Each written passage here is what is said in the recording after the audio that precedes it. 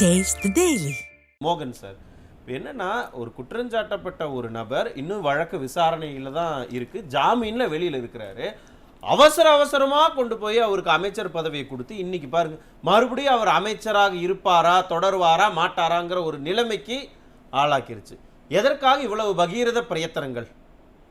எதற்காகன்றதை விட அவர் குற்றம் சாட்டப்பட்டவர் தான், குற்றவாளி அல்ல. நாங்களும் குற்றவாளின்னு சொல்லல, அதை நீதிமன்றம் உறுதிப்படுத்தும். அதாவது அவர் வழக்கு 2011 2015 ஏடிஎம்கே ஆட்சியில தான் அவர் ஊழல் செய்திருக்காரு. நான் எந்த ஆட்சியில அவர் ஊழல் செய்தாரு அப்படிங்கறத பத்தி கேஸ் தெரியணுமா தெரியவேணாமா சார்? நான் எந்த ஆட்சியில ஒரு பண்ணினாருங்கிற விவாதத்தை தனியா வச்சுக்கிறேன். அப்ப நீங்க பேசுங்க. அந்த நான் ஊழல் குற்றச்சாட்டை சாட்டிட்டு இருக்கிறாருல்ல, அவர் மேல இருக்குல்ல, வழக்கு விசாரணையில் இருக்குல்ல. இல்ல, அவர் விசாரணையில் இருந்தாலும் அவர் பெயில்ல வர்றாரு. பெயில் வந்த பிறகு நீங்க மந்திரி பதவி கொடுக்கணுமா கொடுக்க கூடாதான்னு கோர்ட்டு தான் முடிவு பண்ணும். கொடுக்குறாங்க, அது அப்ஜெக்ட் பண்ணலாம். கோர்ட் கொடுக்கலையே, கோர்ட் இவருக்கு மந்திரி பதவி கொடுங்கன்னு சொன்னாங்களா? நான் சொன்னேனே, இப்போ நீங்க தானே சார் சொன்னீங்க கொடுக்கணுமா கொடுக்க கூடாதா என்பது நீதிமன்றம் முடிவு பண்ணுமே தவிர்த்து, ஆனா நீதிமன்றம் அதை எடுத்துக்கல. புரியுதுங்களா? அவர் பெயில்ல தான் புரியல. இல்ல, பெயில்ல தான் எப்படி சார் முடிவு பண்ணும்? அவர் அது முதலமைச்சருடைய அதிகார வரம்பிற்கு உட்பட்டது. அவர் யாரை வேணாலும் அமைச்சராக தன்னுடைய அமைச்சரவையில நிர்ணயம் பண்ணிக்கலாம். அது இல்ல இங்க பேச்சு. இவர் பெயில்ல வெளியில் இருக்கிறாரு. நான் அதான் சொல்றேன், நீங்க ரொம்ப வேகமா சொல்றீங்க. எதற்காக முதலமைச்சர் அமைச்சர் பதவியை கொடுக்கணும்? இப்ப மறுபடியும் உச்சநீதிமன்றம் கேள்வி மேல கேள்வி கேட்கறாங்க. இல்ல, நியாயமான கேள்வி சார். இவர் குற்றம் சாட்டப்பட்டவர் தானே, அதனால வழக்குகள் நிலுவையில் இருக்கு, இல்லைன்னு சொல்ல முடியாது. அவர் மந்திரியா இருந்தாலும் குற்றம் சாட்டப்பட்டிருந்தால் அவர் அந்த வழக்கை ஃபேஸ் பண்ணி தான் ஆகணும். நீங்க அவர் மந்திரியா நீடிக்கணுமா நீடிக்காது அந்த மந்திரி சபை அந்த முதல் நிரூபிக்கப்பட்ட பொன்முடிக்கு என்ன சார் பண்ணாங்க? ரெண்டு பேருமே யாரா இருந்தாலும் அவருக்கு தண்டனையை தான் நிறுத்தி வச்சிருக்காங்க சார். அது எல்லாம் ஓகே தான். நான் என்ன சொல்ல வரேன்னா, அவருக்கு வேற இன்னைக்கு தான் நீங்க ஒரு துறை எச்சா வேற கொடுக்குறீங்க. இல்ல, இன்னொரு அமைச்சர்கிட்ட இருந்து வாங்கி. இல்ல கேளுங்க, இது முதல்வர் தான் முடிவு பண்ணணும். ஏன்னா ஒரு குற்றம் சாட்டவர் எப்படி நீங்க மந்திரி சபையில சேர்த்துக்கலாம் என்பதே என்ன கேள்விதான். நான் இல்லைன்னு சொல்லலையே. முதலமைச்சருடைய அதிகாரத்திற்கு உட்பட்டது. ஆனால் சென்னை உயர்நீதிமன்றம் என்ன சொன்னாங்க? இது முதலமைச்சருடைய இதுக்கு உட்பட்டதுதான். ஆனால் அது கான்ஸ்டிடியூஷனல் டிராவல்ஸ் ஜனநாயக கேலி கூத்துன்னு சொன்னாங்களா இல்லையா? இல்ல, அவங்களுடைய இது உட்பட்டது தானே இருந்துன்னு சொல்லிட்டாங்க போது, அப்ப ஜனநாயகத்தை கேலி கூத்து ஆக்குறதுக்கு தான் நம்ம அமைச்சராக முதலமைச்சராக உட்கார்ந்து இருக்கிறோம்னு கேட்க மாட்டாங்களா? கேட்கறவங்க அப்படிதான் கேட்பாங்க, அதுல இல்ல. ஆனாலும் கூட தார்மீக அடிப்படையில் இது தவறுன்னு சொன்னாங்க சார். நீதிமன்றம் இல்ல சார், இப்ப உச்ச நீதிமன்றத்துக்கு வாங்க. உச்ச நீதிமன்றம் என்ன சொல்லுதுன்னா, நீங்க 200க்கு மேற்பட்ட ஜாமீனுக்கு அங்க ஓடுனீங்க. அப்படி இல்ல, நீங்க அது ரெகுலரா ஆயிடுச்சு, முடிஞ்சு போச்சு கேஸ். ஆனா இப்ப லேட்டஸ்டா சுப்ரீம் கோர்ட் என்ன சொல்லுது, 2000 நீங்க கிட்டத்தட்ட 2012 முடிஞ்சு போச்சுங்களா? எது முடிஞ்சு போச்சு? இல்ல, அவருக்கு ஜாமீன் கொடுத்து முடிஞ்சு போச்சு. இப்போ வழக்கு அது எடுத்திருக்காங்க, நிலுவையில் எடுத்திருக்காங்க. வழக்கு இன்னும் முடியல இல்ல. யார் சொன்ன முடிஞ்சு போச்சுன்னு சொன்னேன்? அதாவது ஜாமீன் முடிஞ்சு போச்சுன்னு சொன்னேன். ஜாமீனுடைய நிலுவையில் இல்ல, நிலுவையில் இருக்கு. சுப்ரீம் கோர்ட் என்ன சார் பிரேயர்? இல்ல, நிலுவையில் இருக்கு. நான் இல்ல சொல்லல. இந்த வழக்கோட பிரேயர் என்ன சார்? உச்சநீதிமன்றத்துல இந்த வழக்கு விசாரணை இருக்கா இல்லையா? இருக்கு, இருக்கு இல்ல, மாற்று கருத்தே இல்ல. அவங்க என்ன சொல்றாங்க கேளுங்க. அந்த வழக்குல தான ஜாமீன்ல வெளிய பிரேயர் இல்ல, பிரேயர்ல விடுங்க. அவங்க என்ன கேட்கறாங்க தெரியுமா? ஒரே ஒரு சொல்லிடுறேன், பதில் சொல்லுங்க. கொடுத்த பிணையை கேன்சல் பண்ண சொல்லி தான் வித்யாகுமார்ங்கிற ஒரு பாதிக்கப்பட்ட நபர் அங்க போயிருக்காங்க வழக்குக்கு. அது அவங்களுடைய பிரேயர், நான் இல்லைன்னு சொல்லல. இப்போ அவங்க உச்சநீதிமன்றம் என்ன சொல்லுதுன்னா, நீங்க 2012 பேர் அரசு ஊழியர்களா இருக்காங்களே, அவங்க சாட்சி 212 பேர் அவங்கள சாட்சிக்கு எப்படி வருவாங்க ஒரு அமைச்சரா இருக்கும்போது கேள்வி எழுப்புறாங்க. அது நியாயமான கேள்வி. நான் அதுல மாற்று கருத்து நியாயம் தான். அமைச்சர் பதவியில இருந்து எடுத்துருவீங்க. அது அவர் தான் முடிவு பண்ணணும். நான் அதான் சொன்னேன் உங்களுக்கு, முதல்வர் தான் முடிவு பண்ணணும். எடுக்க மாட்டேங்கிறாரு, முதல்வர் தான் முடிவு பண்ணணும். சரி, கரெக்டான பாயிண்ட்க்கு தான் வந்திருக்கீங்க. முதல்வர் அவர் தான் முடிவு எடுக்கணும். ஆமா, ஏன் அவர் முடிவு எடுக்கல? அது நம்ம பொறுத்திருந்து தான் பார்க்க முடியும். ஏன் முடிவு எடுக்கணும்? அப்படி இல்லைன்னா மறுபடியும் கொட்டு வச்சு நீங்க அவர் அமைச்சர் பதவியில இருந்து தூக்குங்க, ஜாமீனை கேன்சல் பண்றோம் சொல்ற வரைக்கும் காத்துக்கிட்டு இருக்கணுமா? அப்படி இல்ல, அது சொல்லும். அதுக்கு முன்பாகவே அவர் விடுவிக்கப்படுவார் என்பதுதான் என்னுடைய நிலைப்பாடு. உங்களுடைய நிலைப்பாடு சார். நீங்க அவர் குற்றவாளி இல்லைன்னு கூட தான் உங்க நிலைப்பாடு இருக்கு. எப்படி யார் சொல்ல முடியும்? அது சட்டம் சொல்லுமா சார்? குற்றவாளி இல்லைன்னு யார் சொல்ல முடியும் சார்? அவர் காம்ப்ரமைஸ் பண்ணும்போது குற்றவாளி இல்லைன்னு தான் வெளியே வராரு. காம்ப்ரமைஸ் தான். அது செட்டில். நம்மளே போய் கரூர்ல போய் என்ன பேசணும்? கரூர்ல போய் என்ன பேசணும்? செந்தில் பாலாஜி மேல தான் முதல் வழக்கு போடுவோம்னு பேசினவங்க தானே. சார் ஒரு அட்வொகேட் தான். ஏதோ ஆக்சிடென்ட் கேஸ்ல செட்டில்மெண்ட் பண்ண மாதிரி சொல்றாரு. ஆக்சிடென்ட் கேஸ் மட்டும் இல்ல 138ல கூட அப்படிதான் பண்ணுவாங்க, காம்ப்ரமைஸ் வேறங்க, பண்ணுவாங்க. அது வேற. இல்ல, அது போல இதுவும் ஒண்ணா இல்ல சார், இத அப்ப எப்படி அக்செப்ட் பண்ணாங்க? கோர்ட் வந்து காம்ப்ரமைஸ் பண்ணி அக்செப்ட் பண்றாங்க, அதே தவறுதான். இல்ல அவர் சொல்றது நீங்க சொல்றது ரைட் தான். வந்து அதுல விடுபட்டு இருக்கிறது. இந்த மாதிரி வழக்குகள்ல காம்ப்ரமைஸே பண்ணிக்க முடியாதுன்னு தான் உச்சநீதிமன்றம் மறுபடியும் எடுத்திருக்காங்க. இல்ல நான் வந்து அப்படி பண்ணப்பட்டத தெளிவா எல்லாம் தெரியுது. உச்சநீதிமன்றம் ஆனா எங்களை போட்டு குழப்பறீங்க பாத்தீங்களா? குழப்பலாம் இல்ல, எந்த வழக்கா இருந்தாலும் குற்றம் சாட்டப்பட்டவர் தான், குற்றவாளி அல்ல. ஆனா குற்றவாளி நிரூபிக்க வேண்டியது சுப்ரீம் கோர்ட். யாராவது இங்க அவர் குற்றவாளி குற்றம் நிரூபிக்கப்பட்டவர், அதனாலதான் அவருக்கு மந்திரி பதவி கொடுத்தாங்க. குற்றம் நிரூபிக்கப்பட்டவர், அது கரெக்ட் தானே? ஆனா அமைச்சர் செந்தில் பாலாஜி வழக்கு இருக்கு, நிலுவையில் இருக்கு. நாளைக்கு உங்களுக்கு ஜாமீன் வேணுமா இல்ல அமைச்சர் பதவி வேணுமான்னு நீங்க முடிவு பண்ணிட்டு இங்க வாங்க அப்படின்னு ஒரு 20 நாள் டைம் கொடுத்திருக்காங்க. இது நியாயமான கேள்விதான் சார், நான் இல்லன்னு சொல்லலையே. பதிலாங்க சார், நியாயமா இல்ல வரும், வெகு விரைவில் வரும். அது முதல்வர் தான் சார் சொல்லுவாரு. நான் எப்படி இல்ல கேளுங்க சார், அது எப்படி நான் ஒரு தேர்ட் பார்ட்டி சொல்ல முடியும்? முதல்வர் தான் சொல்லணும். அவர் தானே அவர் வந்து அமைச்சராக்குனாரு.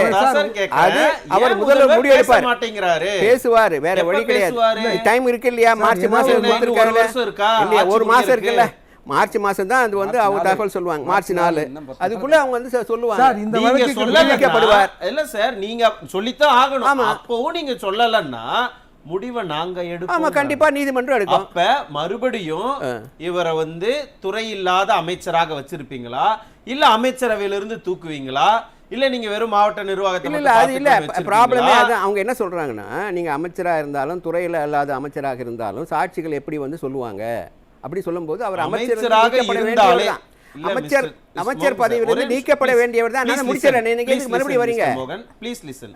நீங்க அமைச்சராக எந்த துறையை வேணாலும் இருந்துக்கீங்க, நீங்க அமைச்சரா இருந்தீங்கன்னா ஒரு அரசு ஊழியர் அதனால பாதிக்கப்பட்டவர் எப்படி உங்களுக்கு எதிராக சாட்சியம் சொல்லுவாரு? சொல்ல வரேன், அதுதான் நீங்க நீங்க அமைச்சரா இருக்கிறதே ஒரு பெரிய த்ரெட். ஆமா, அதான் நான் நீங்க மாட்டேன்னு சொல்றேன். நீங்க அமைச்சராக இல்லன்னா மட்டும்தான் இந்த வழக்கு நேர்மையாக நடக்கும் அப்படிங்கறதா இவங்க சொன்னதனுடைய அர்த்தம் அதுதானே? ஆமா, அதனால அவர் அமைச்சராக இருப்பதற்கு வாய்ப்பில்லை. இவ்வளவையும் தெரிந்து வைத்திருக்கிற முதலமைச்சர் அவர் அமைச்சராக நேர்மையாக இருந்தால் வாய்ப்பில்லை. வாய்ப்பு இல்லையா? நேர்மையாக அவர் அமைச்சராக இருப்பதற்கு வாய்ப்பில்லைன்னு சொன்னா வாய்ப்பில்லைன்னு சொன்னா 2 மாசமா இந்த வழக்கு நடக்குது சார். 2 மாசமா இப்பதான் அவங்க கூட்டு விழுது. உச்சநீதிமன்றம் வந்து உங்களை தலையில கொட்டி கேட்டுக்கிட்டே இருந்தாதான் நீங்க பதில் சொல்லுவீங்களா? 48 மணி நேரத்துல அமைச்சராக்க வேண்டிய நிர்பந்தம் என்னன்னு கேக்குறாங்க. தார்மீக அடிப்படையில சார், தார்மீக அடிப்படையில நாங்க இது மாதிரியா நேர்மையான ஊழலற்ற ஆட்சின்னு நம்ம சொல்றோம்ல, நேர்மையான ஆட்சி தான் நடத்துறீங்க. எங்களுடைய அமைச்சரவையில இந்த மாதிரி குற்றச்சாட்டுல எல்லாம் போங்க, உங்களுடைய வழக்கை எல்லாம் முடிச்சிட்டு நீங்க எல்லாத்தையும் நிரூபணம் பண்ணிட்டு வாங்க. இதே கேள்விதான் நானும் சொல்றேன். அதாவது ஒரு வழக்கு இருக்கின்ற பொழுது குற்றம் சாட்டப்பட்டவர் வந்து நிரூபிச்சுட்டு வாங்க, அதுக்கப்புறம் அவர் அமைச்சரா சேருங்கன்னு தான் உண்மை. அப்படியே அவர் சேர்க்கிறது என்னுடைய கேள்வி. அமைச்சர் கெட்ட பேர் ஆகுதுல்ல சார்? எப்படி எலெக்ஷன்ல போய் ஓட்டு கேட்பாங்க? உங்க அமைச்சரவையில இத்தனை பேர் இருக்காங்களே, ஊழல் பண்ண கட்சி பாதிக்கும், அந்த கட்சி பாதிக்கு இப்படிப்பட்டவர்களை நீங்க அமைச்சராக்குறீங்க. 2026ல போச்சா அப்படி எப்படி? அந்த சைடுல ஆப்போசிட்ல யாருமே இல்லையே சார், அதனால அதுக்கு வாய்ப்பு இல்ல. மூடிடுங்க அப்படியே, கண்ணை திறந்து பாருங்களேன். நல்லா தான் பாத்துறோம். இப்பவே 2-3 நாள் பிரிதான் மாதிரி இருக்கு. நீங்க சொல்றது நீங்க வந்து நியாயமான குற்றத்தை நீங்க ஓட்டு சார்பீங்க. இந்த குற்றச்சாட்டு செந்தில் பாலாஜி அமைச்சரா இருப்பாரா இல்லையான்னு தெரியல. நாளைக்கு இன்னும் உங்களுடைய தலைக்கு மேல அமைச்சர் பொன்முடியோட வழக்கு யாரா இருந்தாலும் எதிர்க்கணும் சார். யாரா இருந்தாலும் எத்தனை பேருடைய வழக்கு இருக்கு? அதே போல ஏடிஎம்கே சைடுலயும் மந்திரிகளுடைய வழக்கு இருக்கு. அவங்க எதிர்பார்க்கணும் சார் இருக்காங்க. அதே போல மாதிரி இருங்க. திமுகவினுடைய அமைச்சர்கள் என்ன சார் பண்ணாங்க? ஆட்சிக்கு வந்த உடனே அவங்க மேல இருக்கிற லஞ்ச ஒழிப்பு வழக்குகள் எல்லாத்தையும் பட்டு முடிச்சாங்களே. ஒரே ஒரு கேள்வி, அமைச்சர் பொன்முடி என்ன செஞ்சாரு? வேலூர் கோர்ட்ல அவர் நடந்துட்டு இருந்தது இல்லையா? அந்த வழக்கு முதலாள முடிச்சாங்கல, திரும்ப கூப்பிட்டு அதுதானே வழக்குகளை நிலுவையில் இருக்கு. 15 மாதங்கள் சிறையில இருந்த ஒரு அமைச்சர், வேற யாரும் கிடையாது உலக வரலாற்றிலே, உங்க செந்தில் பாலாஜி. அவருக்கு நீங்க திரும்ப கொடுக்குறீங்க. நான் உச்சநீதிமன்றம் என்ன கேக்குது? என்ன நிர்பந்தம்? அவர்தான் மின்சாரத்தை கண்டுபிடிச்சாரா? அவர்தான் மின்சாரத்தை கண்டுபிடிச்சாரான்னு கேக்குறாங்க. உச்சநீதிமன்றம் அதான் கேக்குது. என்ன சொல்றாங்க? அமைச்சராவே நீடிக்க விரும்புகிறார் எனில் நாங்கள் என்ன செய்வோம் என்பது தெரியாது. உச்சநீதிமன்றமே கிளியரா சொல்லுது. we will நாமளும் disqualify அதான் ங்கிறத சொல்றாங்க இல்ல மறைமுகமா. இவர் என்ன சொல்றது, உச்சநீதிமன்றம் சொல்லியாச்சு. அப்போ அதுக்கேற்ற முறையை முதல்வர் நீங்க தான் முடிவு சொல்றீங்க உங்க எடுப்பாரு. தலைவருக்கு உரைக்கலைங்கிறத கேட்கிறோம் நாங்க. முதல்வர் கண்டிப்பாக முடிவு எடுப்பாரு, வேற வழி கிடையாது. என்ன சார் முடிவெடுப்பீங்க? Resign- ஓகே, resign அவர் பண்ணுவார். துறை இல்லாத அமைச்சராக துறை சிறையில் இல்லாத செயல்படுவார்னு அப்படி முடிவெடுப்பாரா? கூட எடுக்க முடியாது, அப்படி கூட எடுக்க முடியாதுல்ல.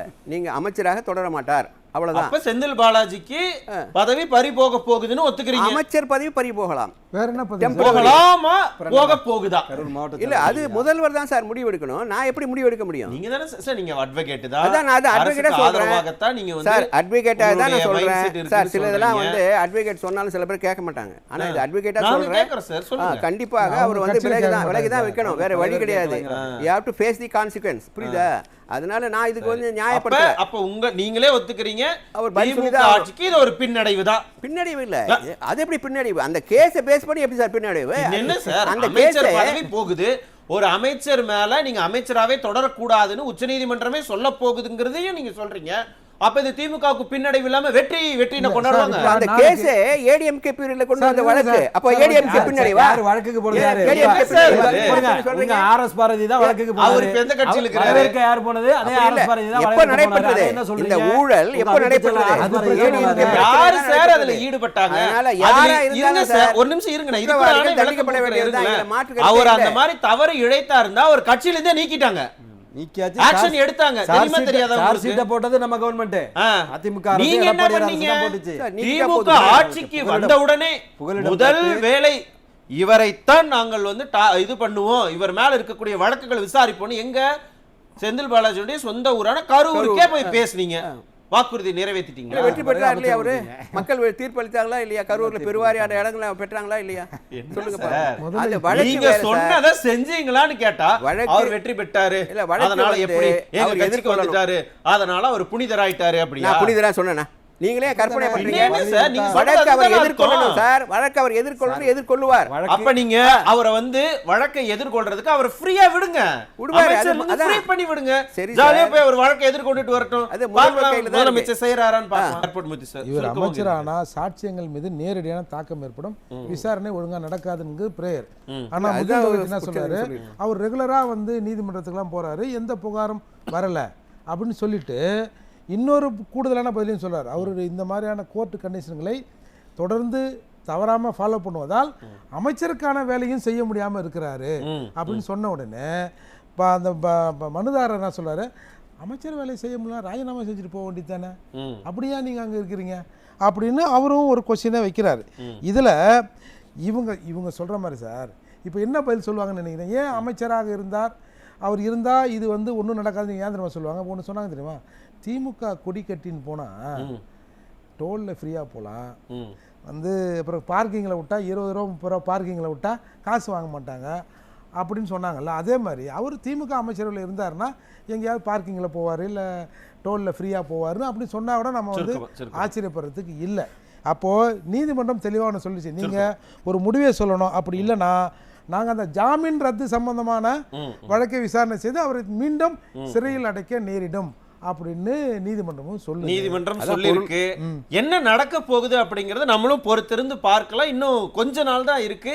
இன்னொரு அமைச்சர் நமக்கு இருப்பாரா இல்ல மறுபடியும் அமைச்சராக தொடர மாட்டாராங்கிறதையும் பொறுத்திருந்து பார்க்கலாம்.